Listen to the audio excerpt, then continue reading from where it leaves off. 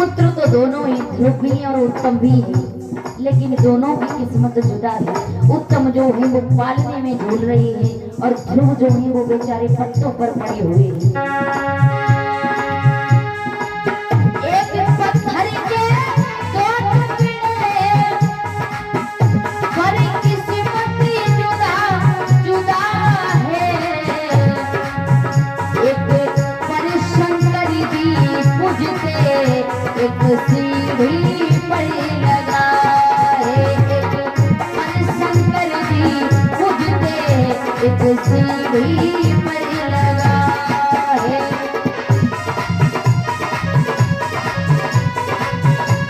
जय हो।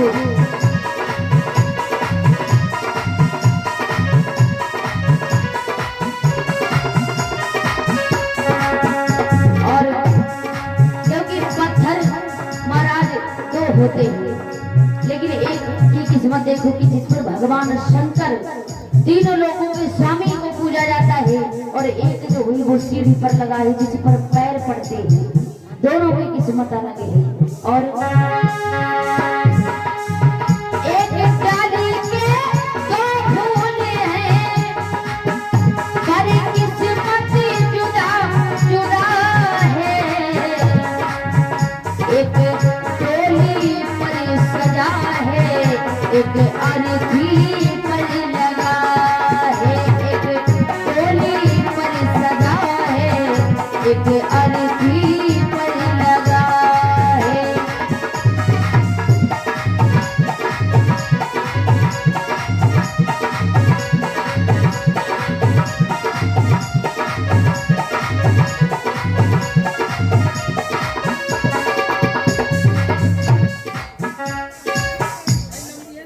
याद रखना भक्तों, आज डालियां महाराज एक डाली के फूल दो ही, लेकिन दोनों की किस्मत अलग है। एक तो महाराज डोली पर सजता है और एक अर्थी पर जाता है। इसीलिए किस्मत दोनों की जुदा है। महाराज उत्तानपाद के पुत्र तो दोनों ही ध्रुव भी हैं और उत्तम भी हैं, लेकिन दोनों की किस्मत अलग है। आज लेकिन महाराज इधर कहते हैं कि जो दुख जिसे मिलते हैं वही बाद में सबसे सुखी रहता है। आज इधर महाराज जो ध्रुव थे, एक दिन की बात है, ध्रुव धीरे धीरे 5 वर्ष के हुए। ध्रुव 5 वर्ष के हुए तो एक दिन ध्रुव और उत्तम एक साथ खेल रहे थे। एक साथ खेल रहे थे तो आज उत्तम के साथ ध्रुव जो थे वो खेलते खेलते महाराज महलों में चले गए। खेलते खेलते महलों में चले गए तो आज महाराज उत्तानपाद ने देखा तो आज ध्रुव को अपनी गोद में बिठा लिया और उत्तम का हाथ पकड़ लिया। तो जो ये महाराज मैया सुरुचि ने देखा तो आज एकदम से आई है और महाराज ध्रुव को आज जमीन में पटक दिया। जमीन में पटक दिया, मुख से रक्त की धार बहने लगी, बहुत सारी महाराज चोट लग गई। तो उसी समय आज ध्रुव जो थे रोते रोते आज अपनी मैया के पास में गए। मैया के पास में गए हैं। जो मैया सुनीति ने देखा तो जवाब दिया, बेटा अरे तुझे इतनी बुरी तरीके से किसने पीटा? तुझे इतना किसने पीटा है जो आज तेरे मुख से रक्त निकल रहा है? और एक छोटे से बच्चे पर इतनी दया नहीं आई कि एक बच्चा तो भगवान का रूप होता है, जिसे प्यार से समझाया जाता है। तुझे किसने पीटा? तो आज ध्रुव जो थे वो आज रो रो करके कहने लगे कि भैया रोई रोई कहे ध्रुव महाराज, मैया मोए मौसी ने मारो।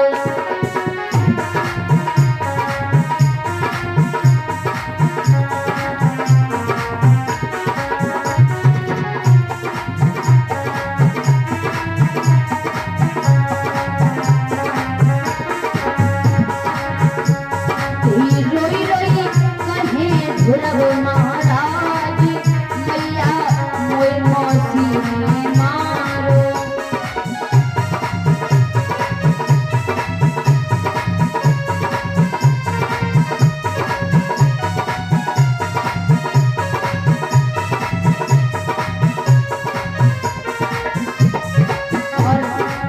ध्रुव रो रो करके कहने लगी कि मैया मोई पिता ने गोद बिठायो, मौसी ने धरनी गिरायो।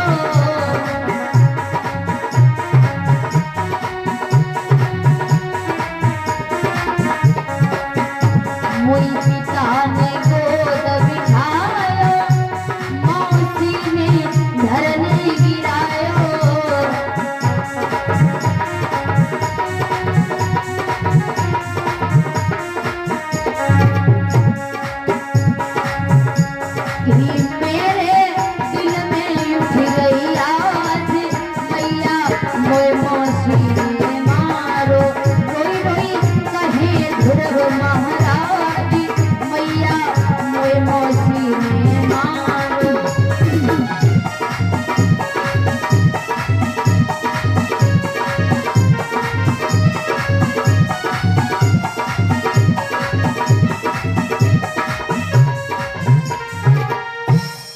याद रखना भक्तों, आज भगवान जो महाराज ध्रुव थे वो आज रो रो करके कहने लगे हैं कि मैया हमें इस बात का दुख नहीं है, मैं उत्तम भैया के साथ में खेलते खेलते महलों में चला गया तो पिताजी ने हमें गोद में बिठा लिया और भैया उत्तम का हाथ पकड़ लिया। तो आज जो मैया मौसी जो मैया छोटी माँ ने देखा तो आज हमें गोद से नीचे पटक दिया और मैया हमें बहुत अपशब्द कहे और तुम्हारे लिए भी अपशब्द कहे, लेकिन हमें इस बात का दुख नहीं कि हमें मौसी ने पीटा, हमें इस बात का दुख है कि मौसी हमें मारती रही लेकिन पिताजी ने एक शब्द भी नहीं कहा। तो मैया सुनीति ने जवाब दिया कि अगर वो तेरा पिता होता तब कुछ कहता, क्योंकि ये तो संसार के झूठे पिता ही, इनकी मोह माया में नहीं पड़ना चाहिए। असली परम पिता परमात्मा वो है और बेटा तुझे गोद ही पाली है ना, तुझे गोद से उतारा गया है, इसीलिए जाओ भगवान का भजन कर। अगर तो उस परम पिता परमात्मा की गोद में बैठेगा तो तुझे पूरा संसार तेरा गुणगान करेगा, तो पूरे संसार में जाना जाएगा। इसीलिए ये तो संसार के झूठे पिता है, सबका असली परम पिता परमात्मा ऊपर वाला है। इसीलिए अगर तुझे गोद में ही बैठना है तो उसकी गोद में बैठ। तो आज ध्रुव कहने लगे मैया वो पिता कहाँ मिलेंगे? तो आज मैया सुनीति ने जवाब दिया कि बेटा उसके लिए बहुत कठोर तपस्या करनी पड़ेगी, लेकिन अभी तो बहुत छोटा है, जब बड़ा हो जाना उसके बाद तो तपस्या करना। आज ध्रुव महाराज जो थे वो महाराज हट करने लगे कि नहीं मैया आप हमें बताए कि मैं अब उसी परमपिता परमात्मा पर जाऊंगा तभी तुझे अपना मुख दिखाऊंगा, वरना तुझे अपना मुख नहीं दिखाऊंगा। आज ध्रुव जो थे अपनी मैया से आज्ञा लेकर के चले। इधर मैया सुनीति जो थी वो रोती रही, बिलखती रही, मना करती रही कि बेटा मत जा, मैं तेरे वियोग में नहीं रह पाऊंगी। आज मैया के चरण स्पर्श करके ध्रुव चले ही इधर मैया पागल हो गई, मैया की आंखों की रोशनी चली गई, आंखों की रोशनी चली गई। इधर महाराज उत्तानपाद को पता चला कि मेरा बेटा ध्रुव आज बियाबान जंगल की ओर जा रहा है तपस्या करने के लिए।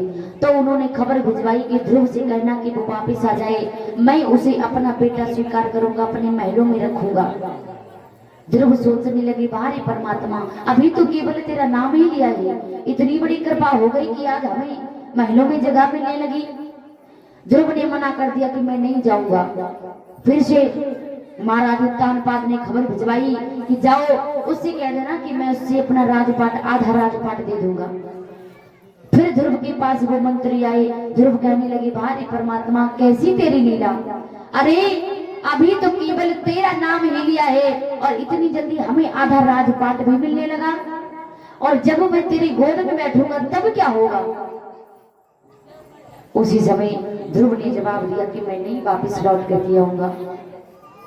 इधर ध्रुव नहीं गए, बियाबान जंगल में जाकर के पहुंचे। जंगल में जाकर के पहुंचे तो जंगल में देवर्षि नारद का पदार्पण हुआ। देवर्षि नारद ने देखा, जवाब दिया, अरे इतने छोटे से बच्चे और तुम इतने बियाबान जंगल में क्या करने आए हो, और देखने में तो राजकुमार लग रहे हो, इस जंगल में बड़े बड़े शेर चीते भालू रहते, तुम्हारा भक्षण कर जाएंगे, घर को लौट जाओ।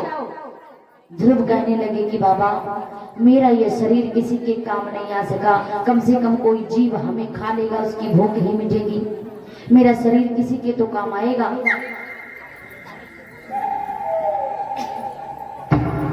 भाई समय पर आज बाबा देवर्षि नारद पूछने लगी, बेटा तुम यहाँ करने क्या आए हो? ध्रुव बोले, मैं इस जंगल में तपस्या करने आया हूँ, भगवान को प्राप्त करना चाहता हूँ, उनकी गोदी को प्राप्त करना चाहता हूँ। देवर्षि नारद कहने लगी, अरे इतनी छोटी सी उम्र में तुम्हें इतनी अच्छे संस्कार किसने दिए? तो ध्रुव कहने लगे, मेरी मैया ने दिए। देवर्षि नारद कहने लगे, बाहर ऐसी माताएं और महाराज अगर माँ चाहे तो अपने बेटे को संत बना दे और माँ चाहे तो अपने बेटे को हैवान बना दे, क्योंकि ये माता पिता का धर्म होता है। बेटे को संस्कार देना पिता का धर्म होता है, बेटी को संस्कार देना माँ का धर्म होता है।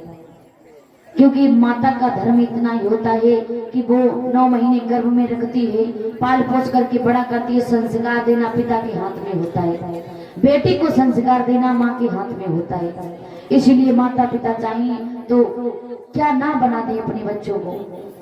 देवर्षि नारद कहने लगे, वारे वो मैया धन्य है जो आज अपने बेटे को इतने अच्छे संस्कार दिए।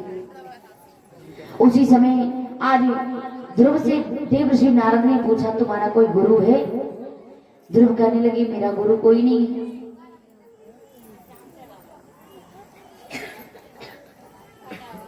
तो भाई समय पर ध्रुव कहने लगी कि आप हमारे गुरु क्यों नहीं बन जाते? अच्छा यहाँ पर कितने लोगों के गुरु हैं? हाथ उठाओ। गुरु कितने लोगों के हैं? अच्छी बात है, क्योंकि गुरु जीवन में अवश्य बनाना चाहिए। इस सारे तीर्थ धाम आपके चरणों में, और हे गुरुदेव प्रणाम आपके चरणों में। क्योंकि महाराज जब तक गुरु नहीं बनाओगे तब तक भगवान की प्राप्ति नहीं होगी। महाराज इसीलिए अपने जीवन में गुरु अवश्य बनाओ।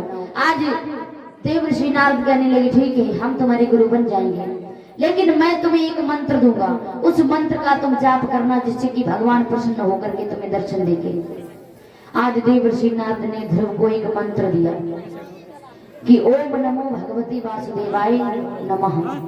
ये मंत्र दिया, जवाब दिया कि इस मंत्र का उच्चारण करोगे तो भगवान प्रसन्न होकर के तुम्हें दर्शन देंगे। देवर्षि नारद इतना कह करके चले गए। और ध्रुव जो थे, ध्रुव ने पता है पहले कितने दिन की समाधि लगाई? 1 माह की समाधि लगाई, कंदमूल फल खा करके। आज 5 वर्ष की आयु हुई और आज महाराज बैठे हुए भगवान की कठोर तपस्या कर रहे हैं।